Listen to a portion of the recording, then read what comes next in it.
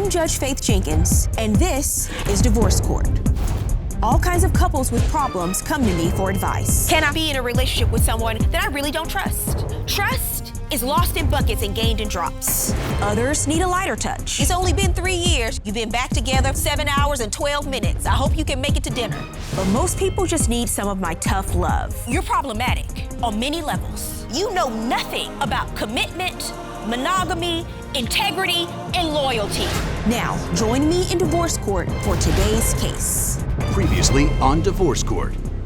He's a male gigolo. That was something I did in my past. He has a porn addiction, he has a drug addiction, he has a female addiction. I didn't realize how deep it was until I actually married him. And You decided, yes, these are red flags, but I'm gonna see how red these red flags are. My childhood and what I've been through, I'm still stuck in that 11-year-old mind frame. I asked for him to be drug tested today. When's the last time you used? It's been a couple of months. I was really getting afraid of him cheating, and he did. With who, Mr. Green? Once I found out the number, I texted her and I got all her information, her name. So, Ms. Green, you did all this due diligence after you got married, but not before? My wife, she ended up pushing this young lady. Why was I so hostile with the young lady? So she Barbara? got into an altercation. What happened?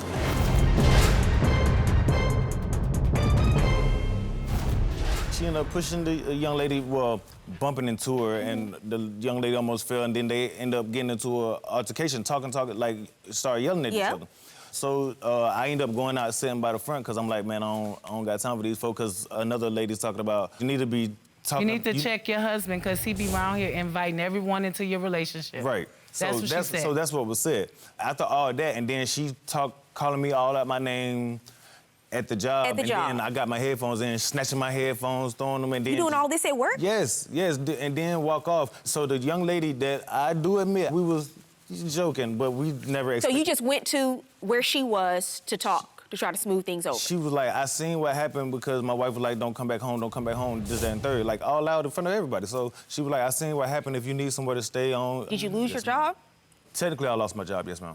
Okay, so why are you out there on this job causing a scene, Ms. Green? Because I told him before we got to the job, Robert, is there anything going on at this job? Yeah, but you have that discussion at home. You don't have that at work. That's what we were doing. That's what we were doing. In the lease. And yes, we were having the discussion before I got there. When I got there is when I start, the female that he said I bumped into, this female and her friend, you know how it is. I ain't been to the job in a few days.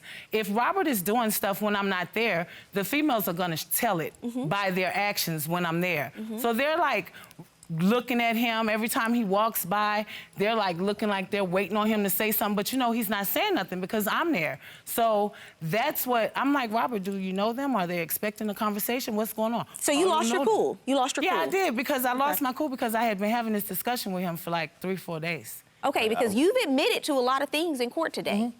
He's been honest about a lot of things, Ms. Green. I appreciate that. So I don't know for sure that he's engaging in an affair with someone, but you're saying that he's crossed the line.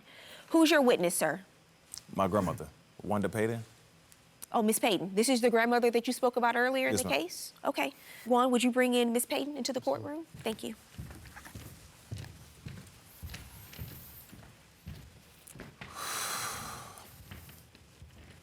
Hey, Grandma. Sure. Hello, y'all. Miss Payton, thank you so much for being here today. Thank you for having me. You've had the opportunity to hear your grandson, Mr. Green, and his wife, Miss Tory Green, discuss their case in court. Yes. What do you have to say about this, ma'am? Robert needs to man up, take responsibility for his own actions. I raised Robert until he was 11, 12 years old. I had no choice. It was either he go to foster care or I'll go to prison. It was one of the two. I had no choice. Robert was huffing, spraying stuff in the bottom of a bag, and I'm like, where did you get this from? I'm not an alcoholic. I'm not a drug user. I don't know where he got this behavior from. But I told him, and I disciplined him. Robert is the kind of child, it's either my way or no way. So now that he's married, now that he has jumped that broom, say, hey, I'm a man. I'm gonna be a man. Because it's hard to be a black man out in this world today. He need to man up and don't look over his shoulder. When you're running a race, you can't look back or you're gonna lose. I appreciate everything you shared with the court today, Ms. Payton. Your perspective is a lot of the issues that he claims to have is because he is continuing to look back and blame his past Yes, ma'am. for Yes, what's ma'am. happening in present day life. What do you have to say about that, Mr. Green? I can partially agree with that, but I also feel that something that she said earlier, the past needs to stay in the past. No, I feel like you cannot have no future if you cannot get over that hump of the past. Of something that's happened that's so traumatic that you may not feel like it's traumatic, other folks in the feel like it's traumatic or even feel like talking about it. But it's something that hurt me as a kid, so I feel like it need to be talked about. Everybody else just want to push it up on the rug, just say, it don't matter how you feel, everybody else just want to sweep it up on the rug. When I try to talk about it, everybody disassociate themselves from me, I get no response.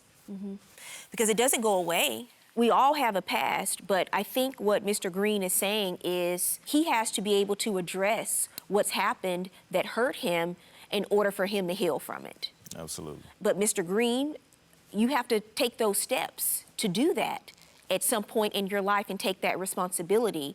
You also have to realize that you can't outsource your happiness and your joy and make somebody else responsible for it. Yes, Your Honor. It then becomes a choice you have to make. But I agree with you. Part of the healing process and a part of moving forward is processing that pain and dealing with it.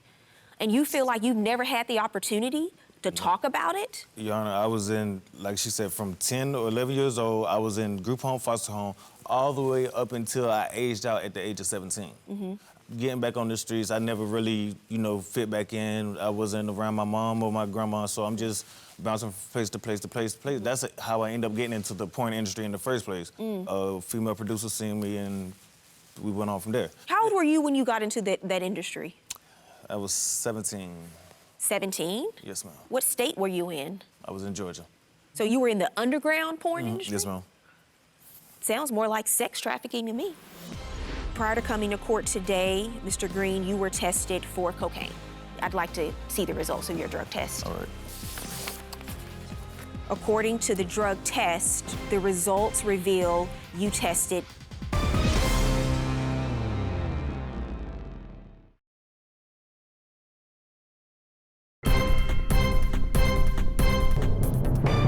My producer ended up setting me up with some with a white older man, and his, like I said, I'm 17, 18 at the time. His wife was probably like 28, 29. And, he'll pay me to come there, have sex with his wife and, and leave. It'd be like $200 an hour, 7 hours.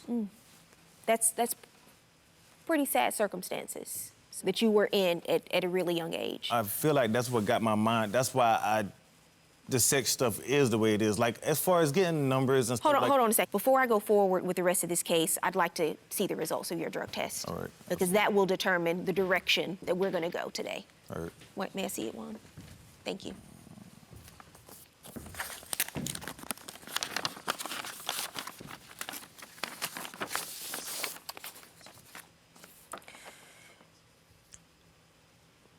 Okay, prior to coming to court today, Mr. Green, you were tested for cocaine. According to the drug test, the results reveal you tested negative. Yes, Your Honor. For cocaine substances in your system. So that's good news for you today. I'm happy to hear that.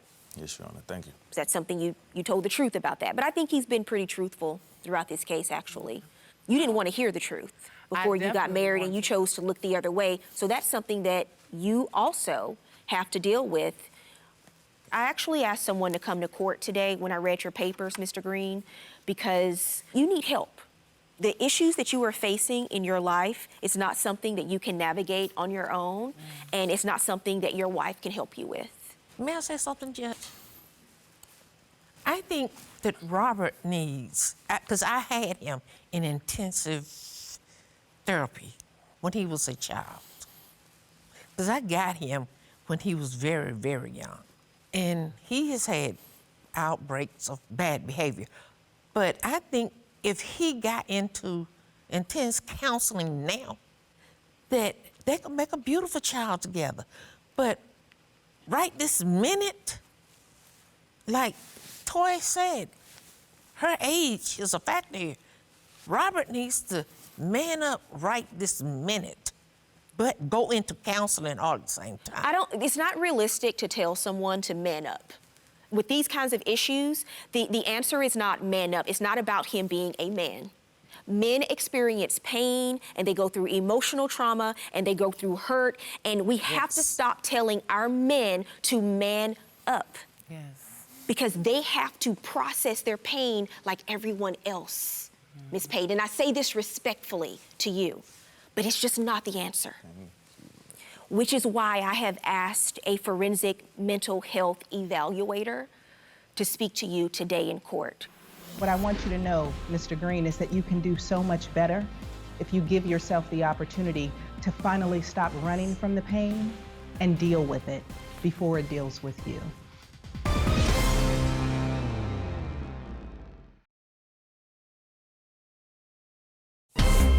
If you'd like your case to be heard on divorce court, call us toll-free 1-877-311-2222 or log on to our website at divorcecourt.com.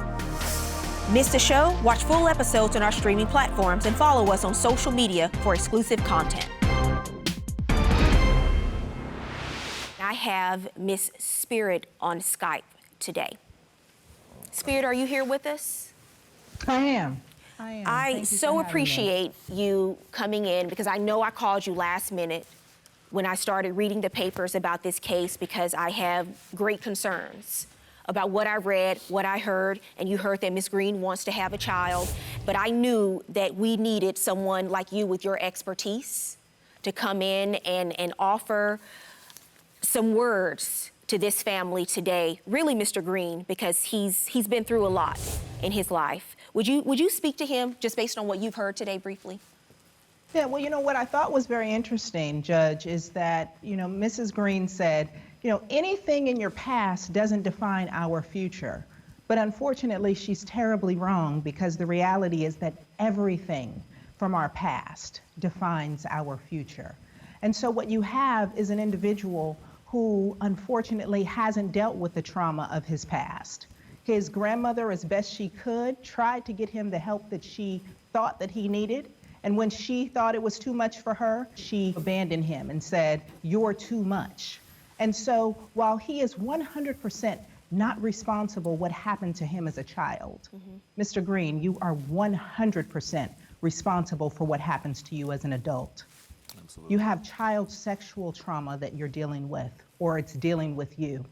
You have a history of drug use going all the way back to your early childhood years. And so we know that it didn't just start with the 8-balling, and you tested negative for cocaine, but I don't know what your drug use is. But self-medicating behaviors are dangerous, right? Self-medicating behaviors say, I'm doing everything that I can to survive. I am doing the best that I can. But what I want you to know, Mr. Green, is that you can do so much better if you give yourself the opportunity to finally stop running from the pain and deal with it before it deals with you. Yes, ma'am. And the last thing that you want to do is have a child brought into this situation, Mr. and Mrs. Green, because both of you are in a trauma bond together. Mrs. Green is treating Mr. Green in a particular way because she's had her own hurts, her own heartbreaks. She doesn't want to be the same way to him that other people have been to her. But Mrs. Green, everywhere you go, there you are. So in the same way you turn a blind eye to your husband's trauma, his pain, his need for help, that is how you will show up in your parenting. And your child needs you to deal with the reality of life. Your child is going to need that same boundary, that same discipline, that same accountability that you are denying your husband, and it is killing your marriage. So what I would suggest to all of you is to do the healing work. Do the work. Otherwise, this is going to continue to be the legacy of the Green family for generations to come. Yes, ma'am. Thank you. Thank you. Thank you, Spirit. Thank you. Everything she said. Absolutely. If you take this back with you, this is what you listen to. Absolutely. Sometimes it's so overwhelming, you don't know where to begin. It starts with taking the first step. And that's what you have to do when you leave court today. Yes, ma'am. Both Yes, of you. Your Honor. What do you have to say? I know that our past definitely defines our future, I didn't want it to define our future. You know, his past to define our future. I'm definitely aware of that. And I'm not so much of being a crutch. I just knew that he had abandonment issues, and I didn't want to be another type of abandonment. We did it for the support. We did it because we were losing our men out there and nobody was there to speak up for him. And I wanted to be somebody that was there if anything happened to him to speak up for him and vice versa. And Ms. Green, and 10 months later, you're here in divorce court. Yes, I am. Because that does not work. Those are not the reasons to marry someone. Yeah, I know that. And that's why you're here, okay?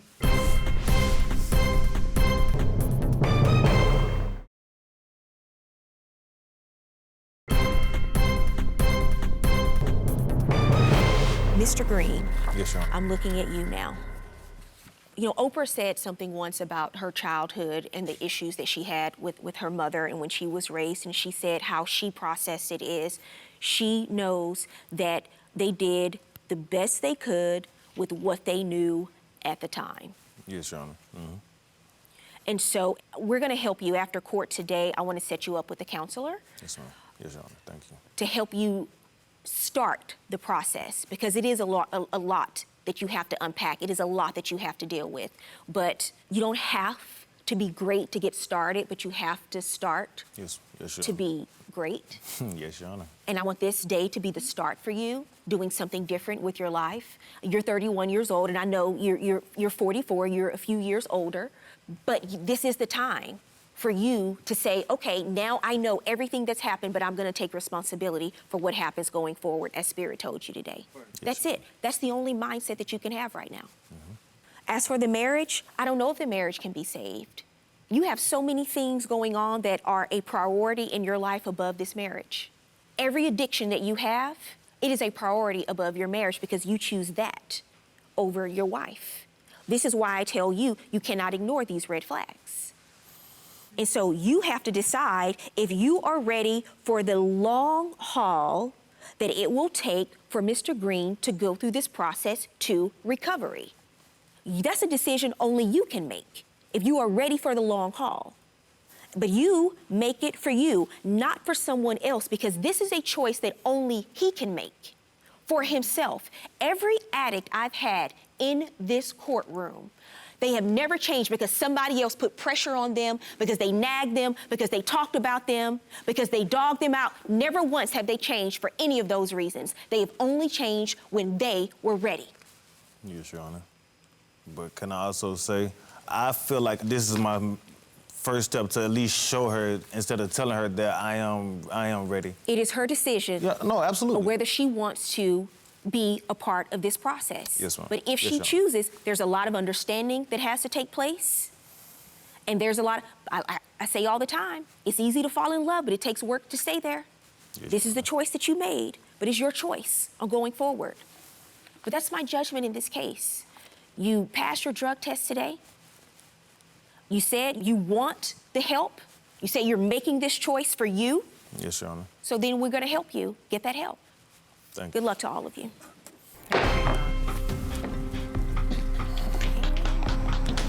I think Judge Faith gave some pretty sound, solid advice. I think that she was coming from a place of concern and compassion. Judge Faith's advice was fair. I needed this counseling to help us progress through our marriage, and to finally get on the right track. Kiss me now. Oh, baby. I love you.